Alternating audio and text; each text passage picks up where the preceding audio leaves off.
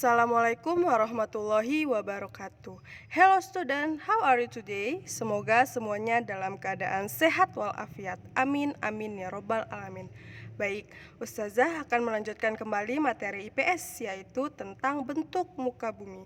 Di sini kita akan mempelajari bentuk muka bumi seperti kenampakan alam.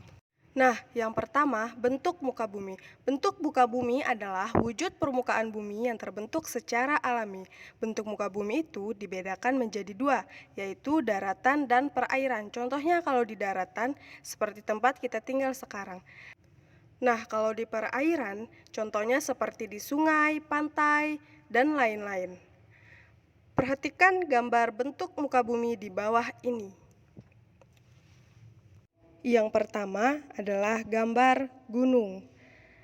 Kalian pasti sudah tahu kan yang disebut dengan gunung dan pegunungan? Nah, itu adalah gambar gunung. Yang kedua adalah dataran tinggi. Di mana Ustazah biasanya kita temukan dataran tinggi? Biasanya di Bukit Dieng. Contohnya di situ ya.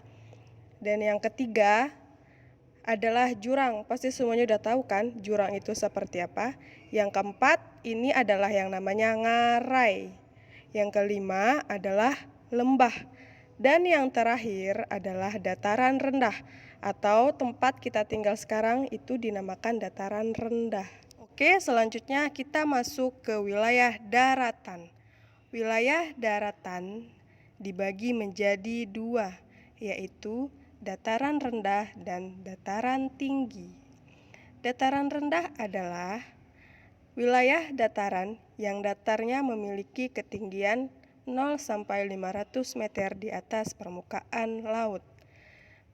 Daratan rendah cocok untuk area pertanian, perkebunan, peternakan, perumahan, industri, dan perkantoran.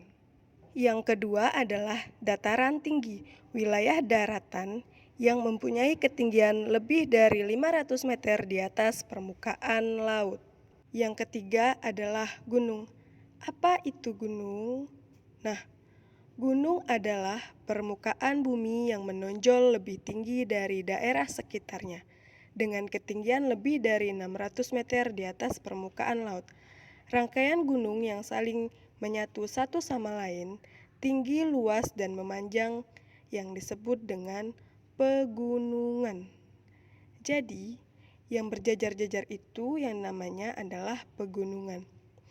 Ustazah kasih contoh, yaitu Gunung Bromo di Jawa Timur. Nanti kalian bisa cari sendiri contoh-contoh pegunungan yang lainnya. Selanjutnya adalah lembah atau ngarai. Apa itu lembah? Lembah adalah wilayah daratan yang sangat rendah dan cekung dari daerah sekitarnya. Nah, seperti contoh di gambar, jadi daratannya yang sangat rendah dan cekungnya dari daerah-daerah sekitarnya. Oke, lanjut. Ngarai adalah lembah yang dalam dan luas serta banyak digunakan untuk pertanian dan pemukiman. Itu yang disebut dengan ngarai. Ini adalah contoh ngarai Sianok yang ada di Sumatera Barat. Selanjutnya adalah tanjung atau semenanjung, yaitu bagian daratan yang menjorok ke laut. Jadi, perbedaan antara semenanjung dan tanjung terletak pada ukurannya. Kalau semenanjung berukuran lebih besar, sedangkan tanjung berukuran lebih kecil. Ini adalah contoh Tanjung Lesung yang terletak di Banten. Sekarang kita masuk ke wilayah perairan. Nah, yang pertama ada sungai. Sungai adalah aliran air yang besar yang terdapat di daratan. Ini Ustazah kasih contoh Sungai Kapuas di Kalimantan Barat. Nanti boleh dicari di peta dimanapun contoh sungai yang lainnya. Oke. Yang kedua adalah danau. Danau adalah genangan air yang sangat luas dan disekelilingi oleh daratan. Oke, contohnya Ustazah ambil Danau Toba yang berada di Sumatera Barat. Nah, yang ketiga ada rawa. Rawa adalah tanah rendah dan digenangi air. Biasanya banyak tumbuhan air dan dasar tanahnya berlumpur. Contohnya ada di Rawa Pening yang berada di Semarang. Yang keempat ada selat. Selat adalah laut sempit yang menghubungkan dua pulau atau lebih yang berdekatan. Nah, ini Ustazah kasih contoh Selat Madura berada di antara Pulau Jawa dan Pulau Madura. Nah, selanjutnya ada teluk. Teluk adalah bagian laut yang menjorok ke daratan. Contohnya ada Teluk Jakarta yang terletak di sebelah utara Provinsi DKI Jakarta. Selanjutnya adalah laut. Apa itu laut, Ustazah? Laut adalah kumpulan air asin yang menggenangi sebagian besar permukaan bumi. Ini Ustazah ambil contoh Laut Jawa ya. Nanti kalian bisa cari contoh-contoh laut yang lainnya.